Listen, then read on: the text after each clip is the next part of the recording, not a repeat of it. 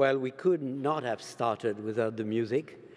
Bien, on ne pouvait pas commencer sans la musique car les traditions doivent être respectées. Voici donc la dernière session de cette 4e édition de la World Policy Conference et je pense que c'était sans doute la conférence la plus ambitieuse et la plus intellectuelle que nous ayons jamais eue depuis nos débuts. C'était tout à fait remarquable. Pendant 2 jours et demi, nous avons ressenti une cure d'optimisme. Nous sommes arrivés dans un monde qui semblait se déglinguer et tout d'un coup, peut-être parce que les sujets étaient en partie choisis pour leur contenu optimiste, nous avons eu le sentiment que le monde était devenu plus léger, l'air plus pur.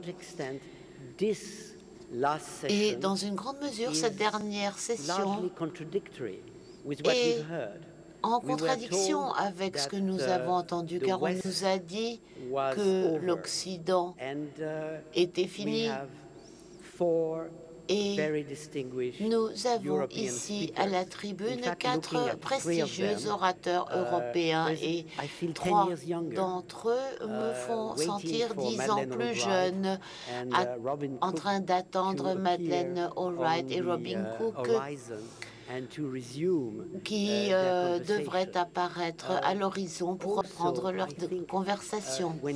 J'ai également le sentiment, lorsqu'on regarde le contenu de nos débats, peut-être avec la légère exception de la dernière session, on se sent régénéré. Grâce à Jean-David Levitt, nous avons maintenant le sentiment qu'il y a Europlus à l'horizon. Grâce à Matti Saari, l'ancien président de Finlande, nous avons un modèle pour réinventer l'Occident sur les lignes de la lumière du Nord. Et nous savons que l'Afrique va être le continent de l'avenir. Nous avons appris également, lors de cette 4e édition de la World Policy Conference, qu'il y a de nouveaux acteurs clés sur la scène de la gouvernance. Il y a les marchés d'un côté, et les marchés ont permis le départ de Berlusconi, la consolidation de la Grèce et le renforcement de l'Union européenne. Et nous avons les populations. Et Igor Ivanov va nous dire si le printemps arabe atteint déjà les rues de Moscou ou si, tout au contraire, l'hiver russe deviendra encore plus rude. Mais nous avons décidé entre nous ce que nous voulions discuter. Hubert Védrine, que je n'ai pas besoin de vous présenter ici,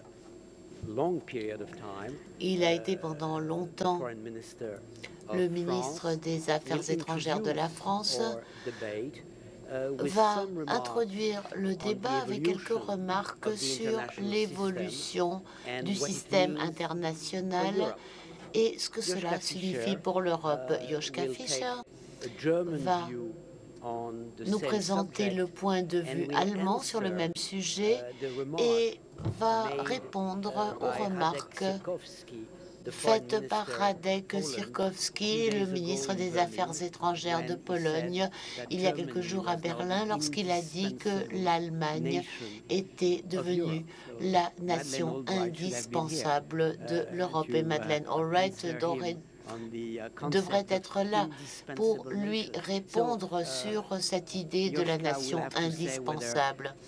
Donc Joschka devra nous dire si l'Allemagne est ou non la nation indispensable de ce que Kishore Mahboubani considérera sans doute comme un continent qui n'est plus indispensable. Et enfin, Robert Badinter va apporter une contribution à un sujet pour lequel il a été lui-même un personnage historique, ancien ministre de la Justice de la France. C'est l'homme qui a joué un rôle décisif dans l'abolition de la peine de mort. Et Robert Badinter a également été un personnage clé dans la naissance de la justice internationale. Et nous entendrons ses remarques sur la souveraineté, sur l'éthique,